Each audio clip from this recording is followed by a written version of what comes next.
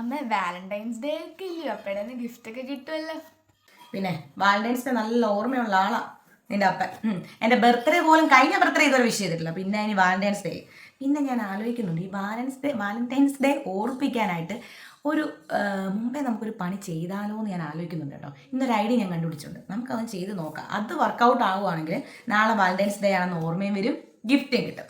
Okay ആണേ? വാ. ചപ്പാത്തി കൊണ്ടുപോടി.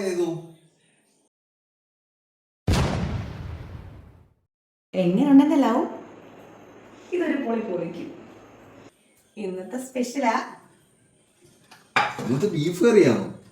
എന്റെ ഫേവറേറ്റാ ഈ എല്ല്. അതിനൊക്കെ അറിയാല്.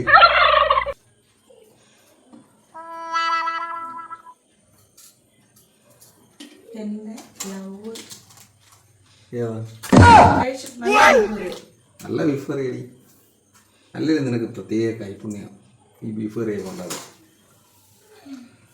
കഷ്ടപ്പെട്ട ലവ് പോയി, ബീഫ് കറി പോയി. എനിക്ക് ഈ ചപ്പാത്തിയിൽ ബീഫ് ഇങ്ങനെ കുതിർത്ത് കഴിക്കുന്നതാ ഇഷ്ടം.